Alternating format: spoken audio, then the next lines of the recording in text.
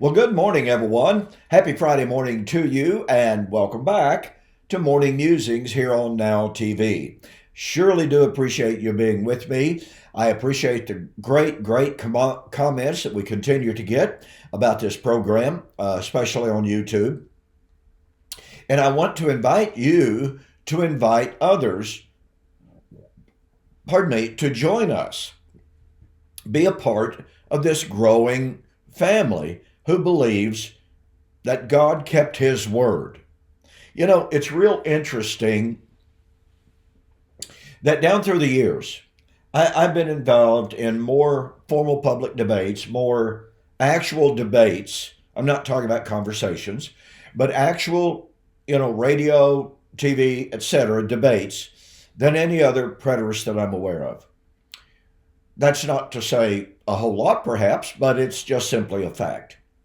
But what has struck me down through the years is that preterists are the only people, the only Christian segment, if you please, that affirms that God has kept his word. Let that soak in. Preterists are the only group within the broad spectrum of Christianity. We are the only group of people, which is rapidly growing, as I'm sure you know, which affirms that God kept his word, that Jesus did not lie or Jesus did not fail. He has done everything that he said he was going to. And yet, amillennialist, premillennialist, postmillennialist, all affirm preterists are heretics. So what do we have? We got this real conundrum. We got this real paradox that says 99.9% of the Christian world points the finger at preterists and says, you're heretics because you teach that Jesus came in AD 70. And yet, each one of those paradigms, when they look at Jesus' prediction to come in the first century, they say, well, he didn't do it. Oh, so he lied or he failed. And then all of a sudden they start equivocating. Well, you see, God doesn't tell time like we do, which is really and truly a nonsensical statement. God created time, okay? Genesis 1:14. He set the sun, the moon, the stars, and he established them to be signs for days, weeks, months, and years. Who created the terminology of time? God did. So we're supposed to believe that also, although God created time, created the terminology of time, and then when God uses the very terminology of time that he personally established and created, he doesn't really mean what he says. Or he doesn't even understand what he said. It's really quite ludicrous when you stop to think about it rationally and logically. But you wind up with people who make such arguments as, just somewhat recently, within the last couple of years, one former preterist who is now so far out in left field, it's amazing.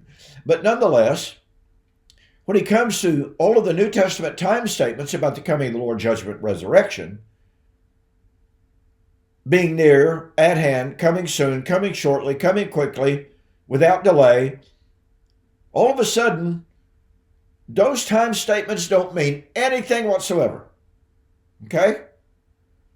However, when Jesus and the New Testament writers used those identical words, terms, and phrases of temporal imminence to speak of non-eschatological events, oh, well, of course they indicated genuine imminence. Of course they communicated genuine time. So, who invented this hermeneutic that says when God used time statements of imminence in regard to eschatology, those time statements don't mean anything. When God used time statements of imminence regarding non-eschatological events and people, etc., oh, well, that means it genuinely meant at hand and soon, quickly, shortly. You see the problem? You see the inconsistency? And so, as we continue our study of the challenge of Christ, and remember what the challenge of Christ is. Jesus said, if I do not do the works which my Father has given me, do not believe me. Do not believe me for my word's sake. Believe me for my works. So back to the irony, back to the paradox and conundrum. 99% of all Christianity says preterists are heretics because we, as preterists, take God seriously, take Jesus seriously, take his apostles seriously, when they wrote 2,000 years ago, the end of all things is drawn near. The time for the judgment has arrived. We take it seriously when Jesus warned his own apostles. Many are going to come in my name saying, I am he, and the end has drawn near. Do not go after them. In other words, don't believe them. However, he did tell them, when you see the signs of the end, then know that the end, is nigh, even at the door. So Jesus told his own apostles, do not believe, and obviously, therefore, do not make premature declarations of the nearness of the end, the telos. But when you see the signs that I gave you, the signs of the nearness of the end, then guess what? You can know it's near, and knowing it was near, then they could proclaim it to be near. So those very apostles who heard warnings against premature declarations of the nearness of end, but who heard about the signs that would indicate when the end truly was near, later in that very same generation, they begin to say, the end of all things has drawn near. It's like Peter is telling his apostles, or his readers, remember what Jesus said? When he said, don't believe anybody who makes premature declarations. Well, I'm telling you, now the time is, the end of all things is at hand. Now, otherwise, if Peter was wrong, if he was making premature declarations of the nearness of the end, then guess what? He became one of the very false teachers that Jesus warned him about. Do we want to go down that road? I certainly am not willing. Makes no sense. But you see, that's the kind of problems that those who say preterists are wrong run into. They tell us, oh, well, the Lord's always at hand. No, Jesus said, don't say the Lord is at hand until it's actually at hand. Don't go around telling people that the end is drawn near unless and until you've seen the signs. That would be false. And to suggest that Jesus was simply saying, well, I'm always at hand. Well, then it wouldn't be wrong for anyone to say, the end has drawn near. I mean, after all, if the Lord's always at hand, then the end is always at hand, near, present spatially. What could be wrong about saying the Lord is at hand? But Jesus said it was wrong. Okay, so I've been sharing with you for a good long while now about this concept of the appointed time, the kairos, divinely appointed time. We've been spending an awful lot of time on the concept of sealed vision and prophecy. What did that mean? It meant to bring the prophetic office to its end, consummation, through the fulfillment of all prophecy. Now, folks, this is where it gets down to where the rubber meets the road in regard to the challenge of Christ, is it not? Because Daniel 9 was told, or says, 70 weeks are determined to seal, vision, and prophecy. By the end of the 70th week, all vision, all prophecy would be fulfilled, and the office of prophet would come to an end. Now, don't forget, folks, I have produced a multi DVD series entitled When Did or When Will the 70th week of Daniel, or the 70 weeks of Daniel, come to an end? There is not another study like it that I am aware of. Go to my website, donkpreston.com, BibleProphecy.com. We have it available on DVD disc. We have it available on Cruiser, the little hard drives, little bitty things like this, okay? We have it available for download in either DVD or strictly audio. But if you want to see a definitive study on when the 70 weeks came to an end, which was in 70 AD, in the Jewish War, then go to my website, donkpreston.com, BibleProphecy.com, and go to the store and just look up, when did the 70th week of Daniel 9 come to an end? I want to tell you, literally, there's nothing else like it out there. Nothing at all that I'm aware of. Okay. So, wherever you put the end of the 70th week of Daniel, it is there that all prophecy would be fulfilled. It is there that the sealing of vision and prophecy would be accomplished. It is there that the challenge of Christ is fulfilled and answered. Now look, I well understand, I've been addressing it in this entire series for the last 2+ years. I know that the atheists, the agnostics, the skeptics, the Muslims, etc., say, well, obviously all vision and prophecy hasn't been fulfilled because time hasn't ended. The earth and the cosmos is still here.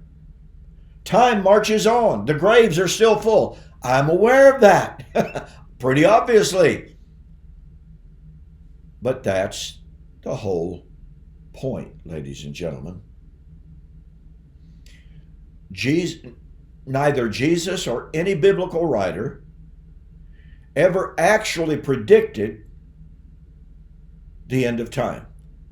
It's really interesting. Just yesterday, I was talking to a car guy, gearhead as it were. I didn't know where he lived, and I happened to be driving by. There he was. So I just stopped to chat.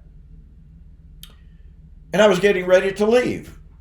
I had no idea, to be honest about it, that he had any interest in spiritual things and biblical things. But I'm walking off, and he says, Hey, Don.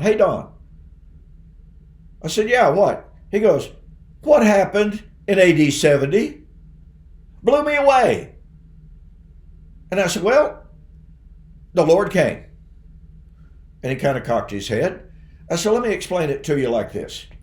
I said, we were all raised to believe that the coming of the Lord is Jesus coming out of heaven as a 5'5" Jewish man to destroy heaven and earth. He said, yeah. I said, well, that's not what the Hebrews taught. It's not what the Bible teaches. I said, any time that God used one nation to judge another nation, it was said that he came on the clouds with the angels, with a shout, in flaming fire, etc., etc. But he was using this nation in his sovereignty.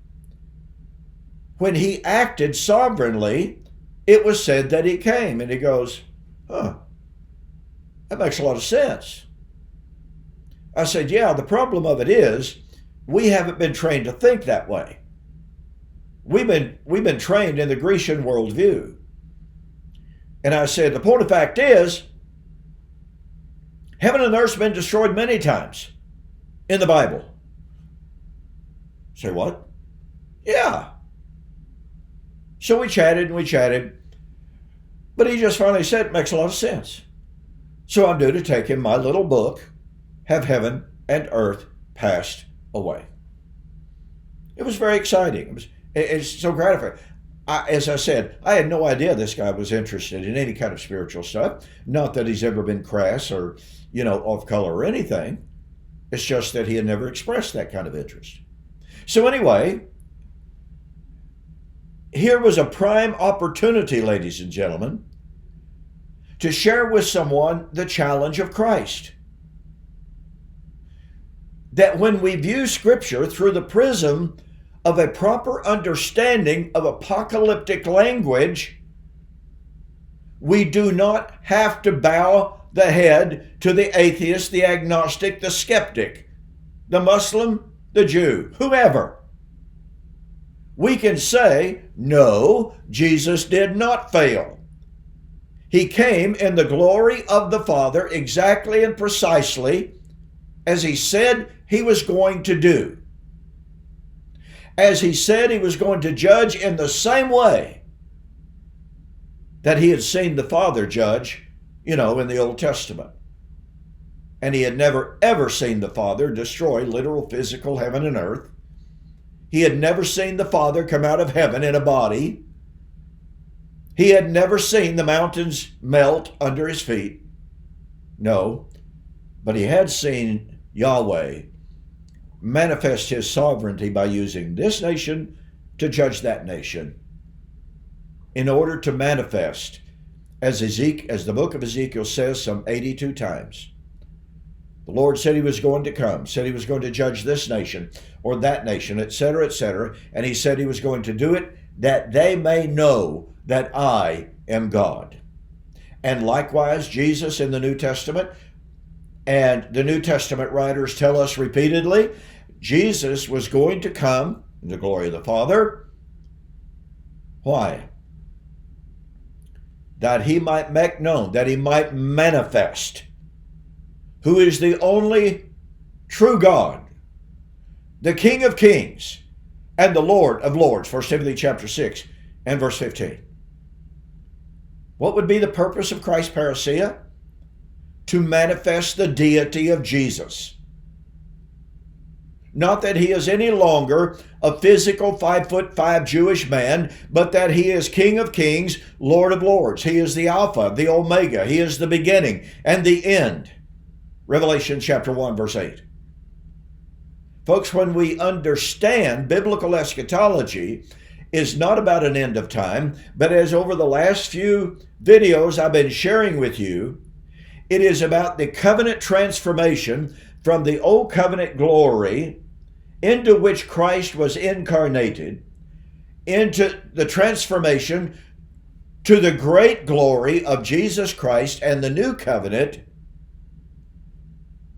In other words, eschatology is not historical eschatology, i.e. the end of history. It is covenant eschatology, the end of the old covenant, couched and described in language that you and I are not used to, but which we need to get used to, that described any world-changing event as the end of the world, as the destruction of heaven and earth, as God coming on the clouds.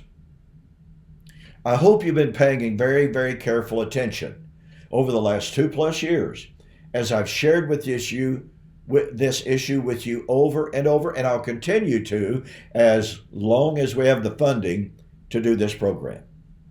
By the way, if you want to help with that, you can go to PayPal and make a contribution.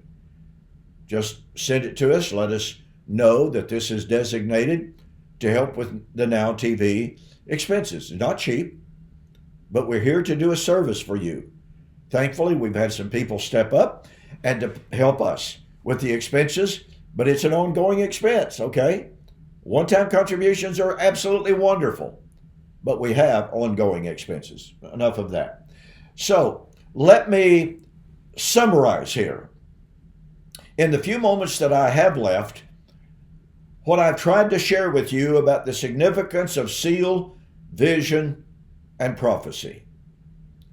This simply cannot be overemphasized. All vision and all prophecy would be perfected, fulfilled through covenant transformation from the old covenant glory to the new covenant glory of Jesus Christ. Through the destruction of the old covenant heaven and earth, and the arrival of, and the glorification of, the confirmation of the new heaven and earth of Jesus Christ. It has nothing to do with the end of time. Matter of fact, Oscar Kuhlman, a very, very, very famous scholar from the 20th century, he wrote during the 40s, 43, 44, book came out in 46, I believe, a book entitled God and Time. And in that book, he said, the Old Testament never predicted. The Jews had no concept of the end of time. N.T. Wright, Scott McKnight, R.T. France, more modern scholars, they all concur. Listen, folks, if the biblical writers, if Jesus, and if the Old Testament had no concept of an end of time, then what are we doing today? What is preacher after preacher after preacher on Sunday after Sunday after Sunday standing up talking about the end of time? It ain't there. Okay. So what I've been sharing with you is that in passage after passage after passage, both in the Old Testament and in the New, we have the time of the prediction of, the cessation of miracles. In other words, the cessation of the prophetic office. Well, since Daniel 9, verse 24, foretold the fulfillment of all vision and all prophecy, not just one prophecy, but all vision and all prophecy, by the end of the 70th week, then when Zechariah chapter 13, verse 1 and 2 said that in the day of the opening of a fountain for the cleansing of the sin of Israel, the Lord would make the evil spirit and the prophet to pass out of the land. Zechariah 13, verse 2. So if the evil spirit and the prophet are supposed to pass out of the land, that's the time when all vision and all prophecy would be fulfilled. When would that be? Zechariah 13, 6 and following. It would be the time in which Jerusalem would be besieged. It would be the time in which they will look on him whom they have pierced, and all the land of Israel would mourn as for an only begotten son who has perished. They shall look on him whom they have pierced. Well, Jesus quotes that verse, which is Zechariah 12, verse 10, in Matthew chapter 24, verse 30, to predict, or in his prediction, of the destruction of Jerusalem in AD 70. Okay? So in that day, the day in which they shall look upon him whom they have pierced, and they shall mourn, all the tribes of Israel, that would be the time when all vision, or when the prophet and evil spirit pass out of the land. But Zechariah 13, 6 and following carries that further and says, it shall come to pass in that day, 2/3 of the people shall perish from the land. Only a remnant shall be saved. When is this? When vision and prophecy would be fulfilled. When the office of prophet would cease. When 2/3 of the people would perish, only a remnant would be saved. That was in AD 70. And no, the point is not precise mathematical 2/3, etc. It is a figure given to convey the magnitude of the destruction. The Jews had a way, you see, very quick. I got to do this very, very quickly. The Jews had a way of using extremely large numbers to magnify the importance of something when they were not trying to convey mathematical precision. Any number of modern scholars have shown this in their writings. Olson is one of them. So when the Bible uses these magnificently great numbers, they're not trying to convey mathematical and numeric accuracy. They're trying to convey majesty, importance, significance. Okay. So here we have Zechariah, the time of the prediction of the end of the prophetic office, the end of the 70th week, AD 70, just like Daniel 9 ends at AD 70. And then when we come to the New Testament, here is Jesus talking about the destruction of Jerusalem in a text that virtually everyone admits and agrees is talking about AD 70. And in Luke chapter 1, verse 22, Jesus, describing that event, said, "These be the days of vengeance." Now watch this. "In which all things that are written must be fulfilled."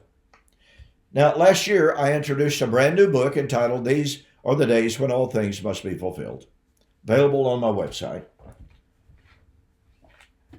And a lot of people look at that passage and say, oh, well. Kenneth Gentry, for instance, says, well, all that Jesus was saying there is that all Old Testament prophecy would be fulfilled by the fall of Jerusalem. When I read Gentry say that, I was stunned. He's normally very astute, but he gave the farm away, gave away the cow, the horse, the dog, the cat, the goat, he gave it away. Why? Because when you admit and agree that all Old Testament prophecy was fulfilled in AD 70, you're admitting that Daniel chapter 9, 24 to 27 was fulfilled in AD 70, which means all vision and all prophecy was fulfilled by AD 70. It also means, since the Old Testament foretold the second coming of Christ, the judgment and the resurrection, the new heaven and the new earth, the kingdom and salvation at the coming of the Lord, it means that all of those things were fulfilled at the time of the fall of Jerusalem in AD 70. Folks, I'm sorry. You cannot admit that Luke 21:22 is referring to the fulfillment of all Old Covenant prophecy without thereby admitting, and by the way, a host of scholars and commentators admit, yeah, Jesus was saying by AD 70, all prophecy, Old Testament prophecy fulfilled. That means the Lord came, the judgment, the resurrection was fulfilled in AD 70. They're not in our future. They're fulfilled. The challenge of Christ was fulfilled in AD 70. Out of time. See you next week.